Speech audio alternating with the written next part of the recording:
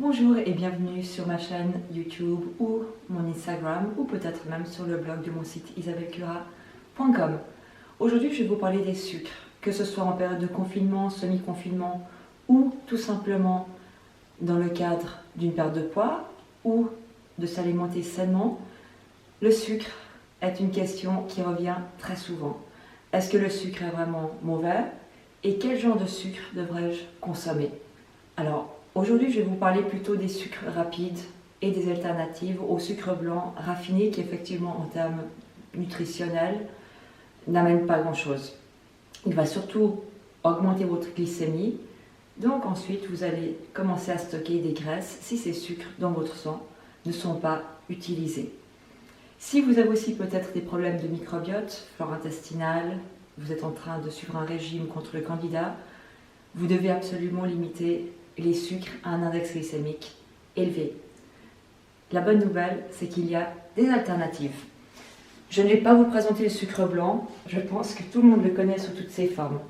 Ici, vous avez du sucre de canne, c'est toujours mieux que le sucre blanc raffiné, mais effectivement, en termes d'index glycémique, ce sera la même chose. Donc, si vous avez le choix entre du sucre blanc et du sucre brut, prenez-le, mais ça ne va pas changer les effets en termes de bien-être, de votre silhouette ou sur votre perte de poids.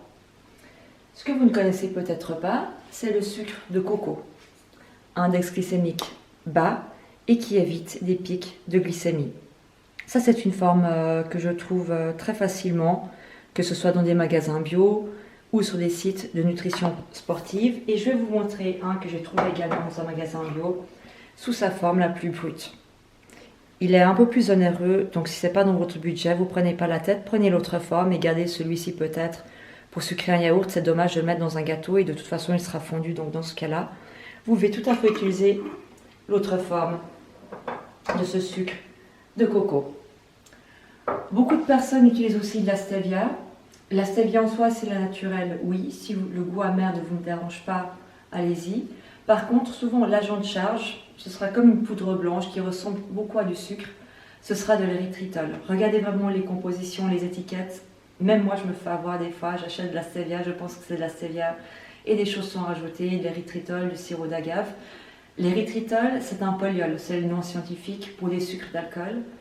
Certaines personnes le tolèrent, mais ça fait quand même pas mal travailler les intestins, avec les conséquences que vous pouvez imaginer. Et si vous êtes sensible, si votre flore intestinale n'est pas au top niveau, c'est aussi une forme que je ne recommande pas. Pas de problème si les sucres d'alcool ne sont pas pour vous, donc ces fameux polyols. Il reste le xylitol. C'est un produit naturel à base d'écorce de bouleau. Je crois que ça vient de Finlande à la base. Et le goût est vraiment très similaire. Et l'aspect également au sucre blanc. Je crois même qu'il a moins de calories. Je pourrais vous mettre, si jamais, ceci dans le descriptif, les calories au 100 grammes, même si ce n'est pas ma méthode de compter les calories. Donc ce xylitol est aussi très efficace. Il a un goût sucrant, je dirais peut-être 10 à 20% plus élevé même que le sucre blanc, donc vous pouvez en consommer moins. Vous allez devoir effectivement aussi trouver vos repères avec le sucre de coco. Le pouvoir sucrant est différent. Vous aurez peut-être un petit goût caramélisé. Attention, ça ressemble à de la cassonade, mais ça n'est pas de la cassonade. Je vous ai parlé du sirop d'agave. Beaucoup de personnes, beaucoup de clients viennent chez moi et pensent bien faire. Ils me disent, j'ai acheté du sirop d'agave, l'index glycémique est bas, donc ça va m'aider à maîtriser mon taux de sucre dans le sang. Alors oui, le sirop d'agave a un index glycémique qui est bas. Par contre, il fait beaucoup travailler le foie et ce n'est pas ce qu'on veut. Donc pour cette raison, je ne recommande pas vraiment non plus le sirop d'agave. Toujours mieux que du sucre blanc raffiné, on est d'accord, mais idéalement avec modération ou pas du tout.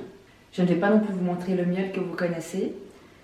Malheureusement, si vous devez suivre un régime sans sucre, que ce soit pour des questions de microbiote, que ce soit pour des questions de diabète, le miel fait partie des sucres rapides. Je ne vais pas m'étendre sur les bienfaits du miel qui ne sont plus à démontrer, antimicrobiens, cicatrisants et même antibiotiques. Donc le miel fait partie des super aliments pour les personnes qui le tolèrent, qui n'ont pas forcément à réguler leur glycémie. Donc effectivement, si vous avez le choix entre du sucre blanc et du miel, prenez du miel. Mais si vous voulez vraiment maîtriser votre glycémie, le miel reste malheureusement un sucre rapide.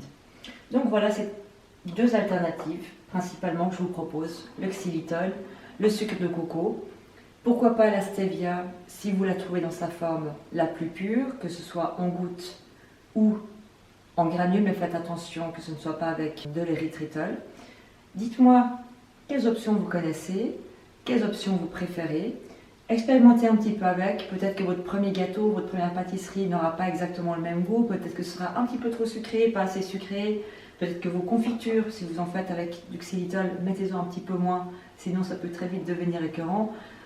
Mais petit à petit, vous allez très vite trouver vos repères avec ces sucres qui vous permettent de conserver le plaisir de manger des aliments sucrés, tout en pouvant maîtriser votre taux de sucre dans le sang, donc votre glycémie. Donc ce sont tout à fait vos alliés minceur et santé.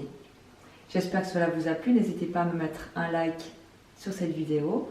Si vous avez des questions, je suis à vos dispositions. N'hésitez pas. Et je vous dis à très bientôt.